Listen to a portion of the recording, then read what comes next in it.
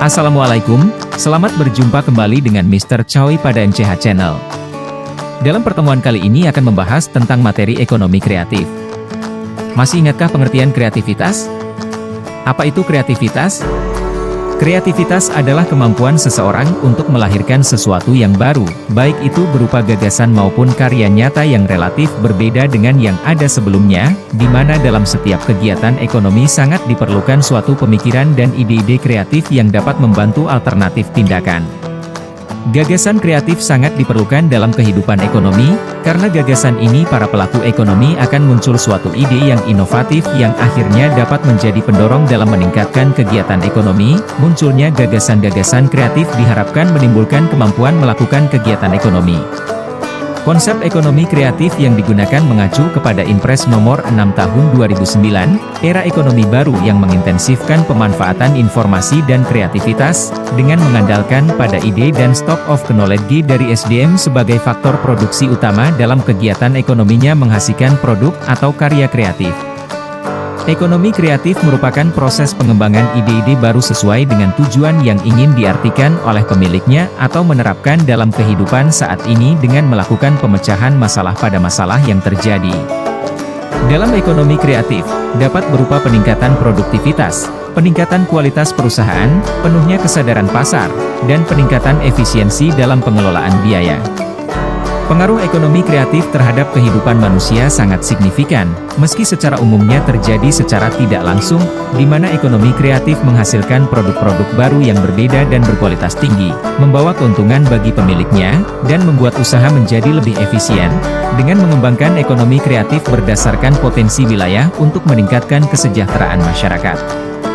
Menurut John Hawkins, ekonomi kreatif merupakan kegiatan ekonomi di mana input dan outputnya adalah gagasan. Hanya dengan modal gagasan, seseorang yang kreatif dapat memperoleh penghasilan yang sangat layak. Sedangkan dalam RPJM Ekonomi Kreatif 2015-2019, ekonomi kreatif adalah penciptaan nilai tambah yang berbasis ide, yang lahir dari kreativitas sumber daya manusia, dengan berbasis ilmu pengetahuan, termasuk warisan budaya dan teknologi. Era baru ekonomi setelah ekonomi pertanian, ekonomi industri, dan ekonomi informasi, yang mengintensifkan informasi dan kreativitas, dengan mengandalkan ide dan pengetahuan dari sumber daya manusia sebagai faktor produksi utama dalam kegiatan ekonominya, di mana industri ini menghasilkan output dari pemanfaatan kreativitas, keahlian, dan bakat individu untuk menciptakan nilai tambah, lapangan kerja, dan peningkatan kualitas hidup. Ekonomi kreatif memiliki cakupan yang lebih luas dari industri kreatif. Industri kreatif merupakan penggerak ekonomi kreatif baik dalam bidang ekonomi, sosial, budaya dan lingkungan. Langkah-langkah dalam mengembangkan ekonomi kreatif di Indonesia. 1. Penerapan teknologi informasi dan komunikasi yang makin intensif dan masif di semua lini kehidupan. 2. Memacu percepatan proses globalisasi di bidang media, hiburan, finansial, transportasi, ekonomi dan bisnis. 3. Interkoneksitas antar pelaku bisnis dan ekonomi membuat semakin aktif dan produktif. 4. Membangun dan mengandalkan SDM yang kreatif dan inovatif. 5. Ekonomi pengetahuan atau ekonomi kreatif. Perekonomian mengalami transformasi yang tadinya berbasis sumber daya alam atau SDM menjadi berbasis sumber daya manusia atau SDM. Ekonomi kreatif merupakan pengembangan konsep yang berlandaskan sumber aset kreatif yang diharapkan mampu meningkatkan pertumbuhan potensi ekonomi. Pemerintah mengidentifikasi lingkup industri kreatif mencakup 14 subsektor yang meliputi 1. Periklanan, advertising. Kegiatan ini berkaitan dengan jasa periklanan, yakni komunikasi satu arah dengan menggunakan medium tertentu, meliputi proses kreasi, operasi, dan distribusi dari periklanan yang dihasilkan, misalnya riset pasar, perencanaan komunikasi periklanan, media periklanan luar ruang, produksi material periklanan, promosi dan kampanye relasi publik. 2. Arsitektur.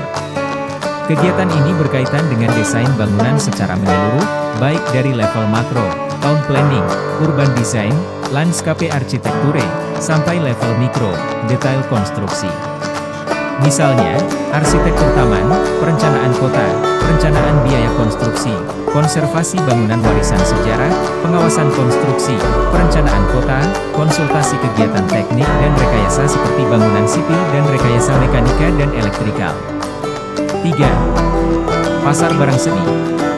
Kegiatan ini berkaitan dengan perdagangan barang-barang asli, unik dan langka serta memiliki nilai estetika seni dan sejarah yang tinggi melalui lelang, galeri, toko, pasar swalayan, dan internet, meliputi barang-barang musik, percetakan, kerajinan, otomobil, dan film. 4. Kerajinan.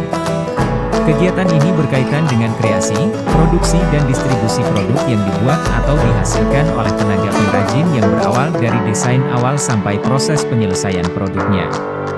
Antara lain meliputi barang kerajinan yang terbuat dari batu berharga, serat alam maupun buatan, kulit, rotan, bambu, kayu, logam, emas, perak, tembaga, perunggu, dan besi, kaca, porselen, kain, marmer, tanah liat, dan kapur.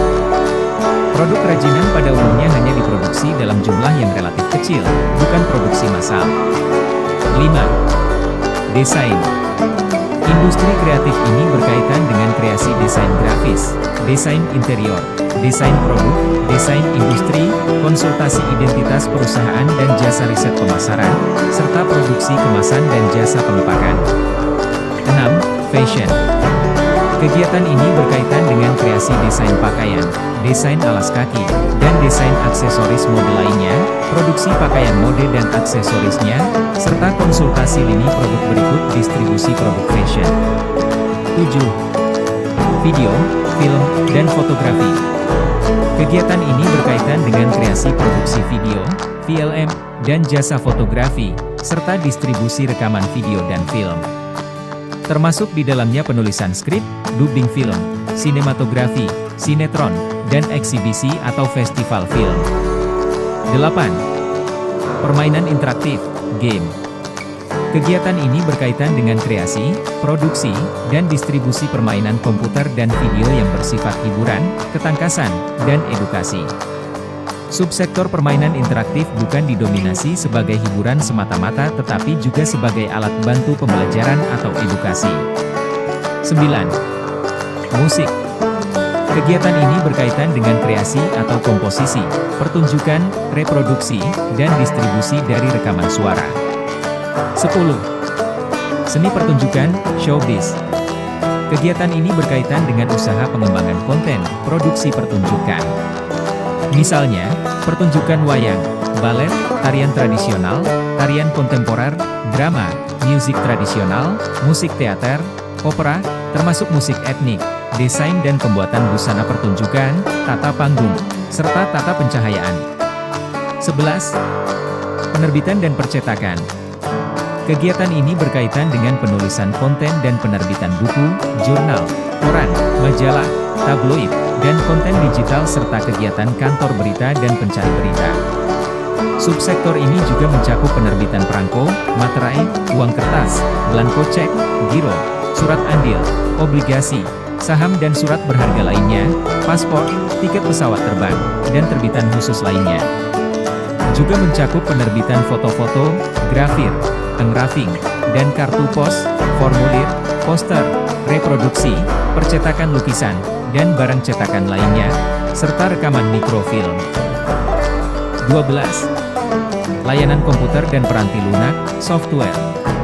Kegiatan ini berkaitan dengan pengembangan teknologi informasi, termasuk layanan jasa komputer, pengolahan data, pengembangan database, pengembangan peranti lunak, integrasi sistem, desain dan analisis sistem, desain arsitektur peranti lunak, desain prasarana peranti lunak dan peranti keras, serta desain portal termasuk perawatannya. 13. Televisi dan radio, broadcasting. Kegiatan ini berkaitan dengan usaha kreasi, produksi dan pengemasan acara televisi, seperti games, kuis, reality show, dan infotainment, penyiaran, dan transmisi konten acara televisi dan radio, termasuk kegiatan station relay, pemancar, siaran radio dan televisi. 14. Riset dan pengembangan.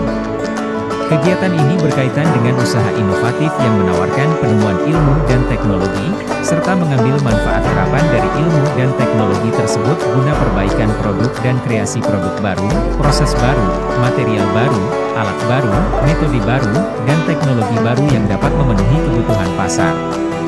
Termasuk yang berkaitan dengan humaniora, seperti penelitian dan pengembangan bahasa, sastra, dan seni serta jasa konsultansi bisnis dan manajemen. Berdasarkan hal tersebut, pemerintah menginginkan ekonomi kreatif menjadi salah satu tulang punggung ekonomi nasional. Pertimbangan-pertimbangan pada kebijakan ini. Pertama, ekonomi kreatif telah menunjukkan potensi signifikan terhadap penciptaan dan penyerapan tenaga kerja serta pertumbuhan ekonomi.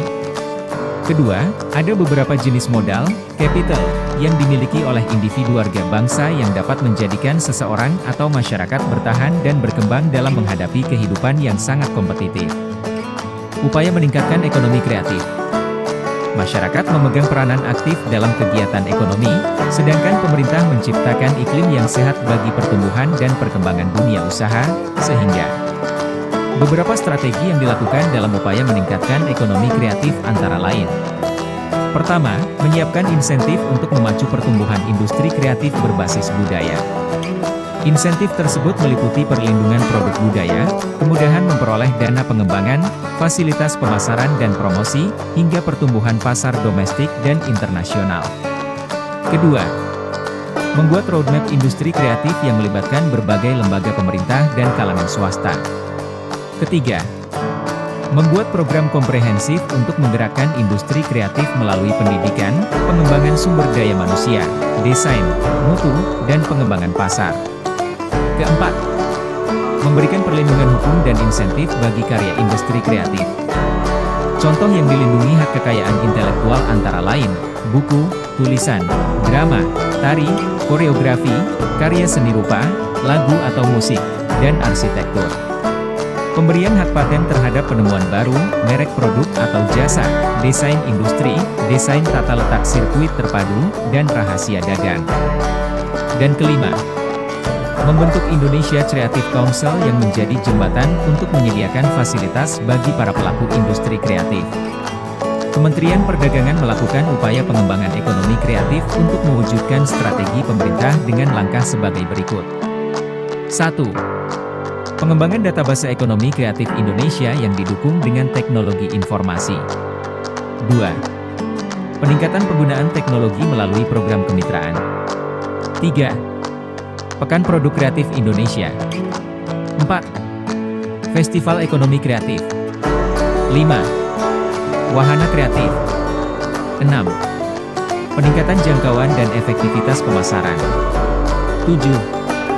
Riset ekonomi kreatif dan fasilitas pemberian insentif yang mendukung inovasi. 8. Fasilitasi kegiatan yang mendorong lahirnya insan kreatif dan entrepreneur kreatif baru. 9.